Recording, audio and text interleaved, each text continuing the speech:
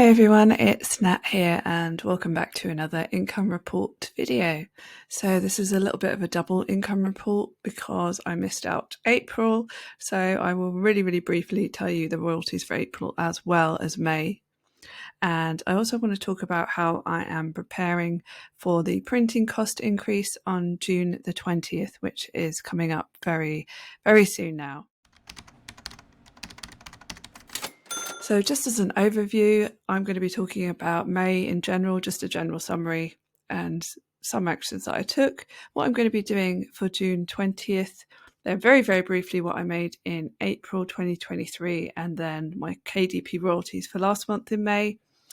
And then just an ad spend overview and what I spent on tools, and then the total profit for May in 2023.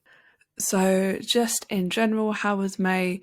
Well, May was really surprisingly good. I had really high sales, particularly on one day where I made over $1,000, and that was due to a bulk order for one of the bestsellers. It wasn't an unusual book, but it was an unusual day. On top of that, I had a couple of other books sell a lot more than usual as well. And one of these books was actually a notebook, and I made nearly $900 with this book. I'm actually going to do a separate video about that because I really wanted to talk about notebooks in general and whether they do still sell and why I think that this particular notebook sold so well, and give you some tips about how you could do some of the same things that I did in order to generate sales from notebooks if you're interested in doing that. There is a low barrier to entry when it comes to notebooks, and that's how I personally got started, so that I didn't get completely overwhelmed. As someone who doesn't come from a design background as such,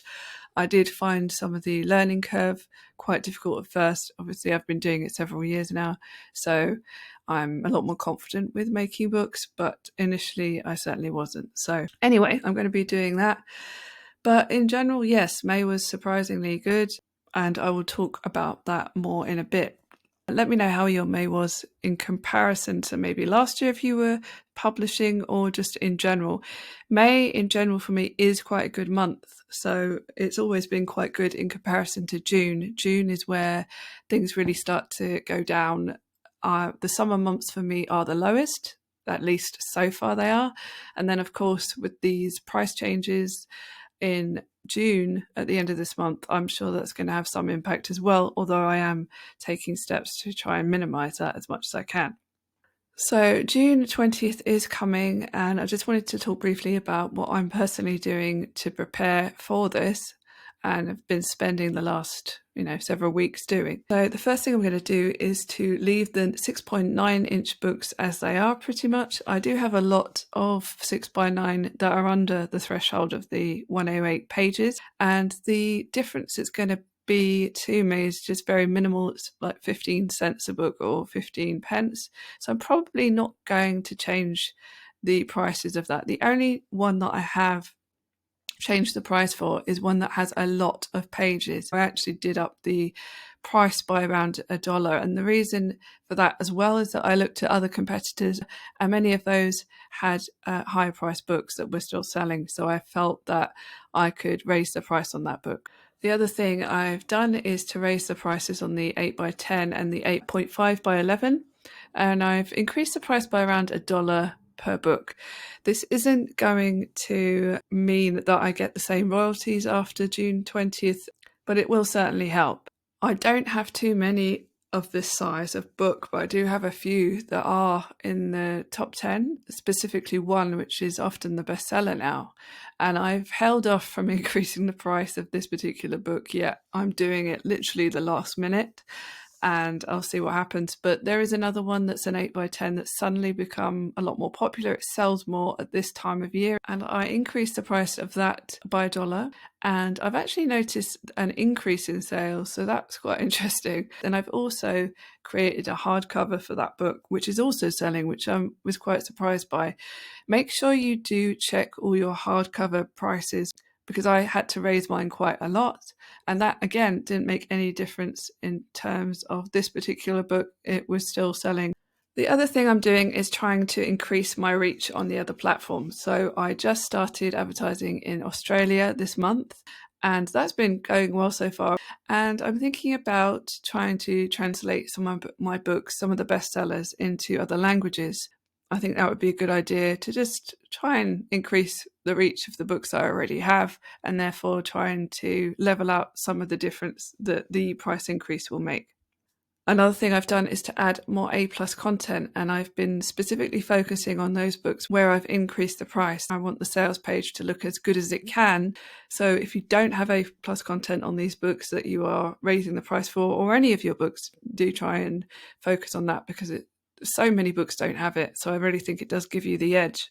Another thing I've done, as I just mentioned as well, is to add more hardcovers. I've been surprised how they've sold. I've not done very many, but I've been surprised that the ones that I have uploaded have sold. Some people prefer hardcovers, so they'll be more inclined to buy your book if you have a hardcover option. And also, just to say as well about the A+ content, make sure you do put it over multiple platforms. I've added the A+ content to the UK, Canada, the US, and Australia. If you would like me to do a video showing you how you can put the A+ content across various platforms quite quickly, then let me know. This was something that I wasn't aware of at first, and I did a really slow way around, but there is a way to do it quite quickly. Another thing I'm going to do is just add more books that are 6x9, because those are the books that are least affected. So the 6x9 with about 108 or less pages are going to be the very least affected by this change. And lastly, I'm just going to be adding more books in general that could be priced higher. So if I am going to create an 8x10 or 8.5x11, I want to make sure that it has the most value that I can possibly put into it, and to try and create a book that I'm going to be able to sell at a higher price point. So very quickly, I just wanted to show you April, because I did miss that income report. I did write the blog post, however, so I'll link that to this video in the description, and you can go and check it out for yourself and see all the details. But just briefly, I'll just tell you what the actual royalties were. I did make $7,964 in April, and there was a day where I made over $800, and this was a bulk order for a book that usually sells. So for me, April was a really good month, with the highest day being 866 and the second highest 767. Just by comparison, in 2022 I made 5,500.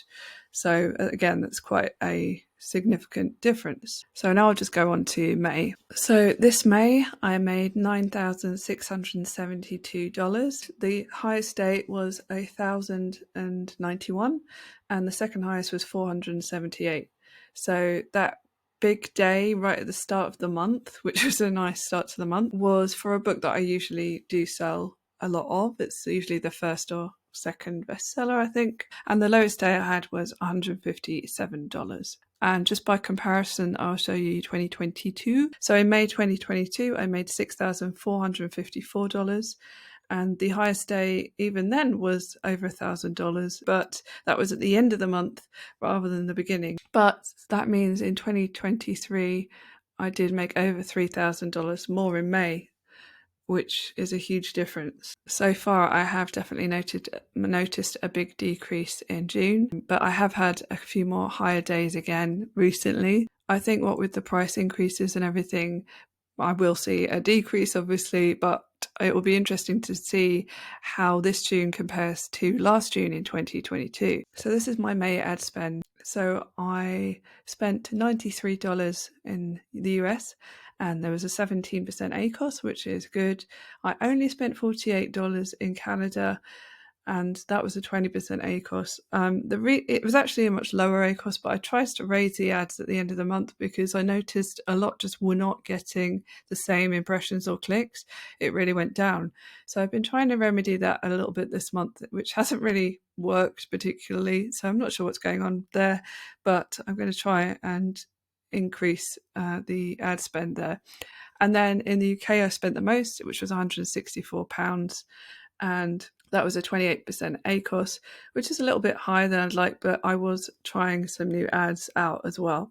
So that's about $406 approximately. That's already including a 20% VAT charge that I get charged automatically by Amazon. Being in the UK, we do have that 20% extra unless you're not paying VAT. So the tools in March, nothing's really changed. Canva Pro, Creative Fabrica, Midjourney and Enhance are all the monthly subscriptions, and that's around $115 right now. If you want to see a list of all the tools that I use, not just for KDP but other businesses as well, then do check the description for a link to the full list, which I have on my blog.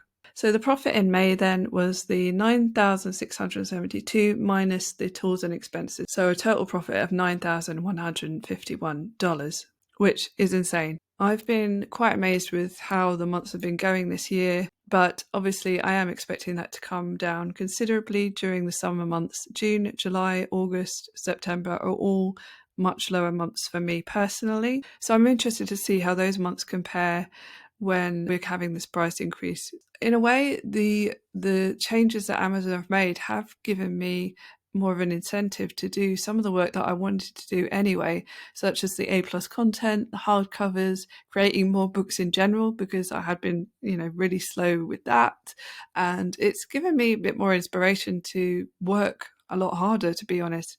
I think we need a bit of a kick up the butt sometimes. So considering the summer months are definitely the lower ones for me, I'd be interested to see how they compare now to 2022 after these price increases. So I will see how that goes, and let me know what you've done to try and combat these changes. Are you raising your prices or are you doing something else? And how much of an impact do you think it's going to have on you? As always, thank you very much for watching. I really do appreciate it, and please do let me know how you're getting on in the comments. It'd be great to hear from you. I have missed making videos, so I hope I will get to do this again more often. I do have another video in the pipeline, so I hope I'll be able to publish that within the next week or so. So thanks again, and I'll speak to you again very soon.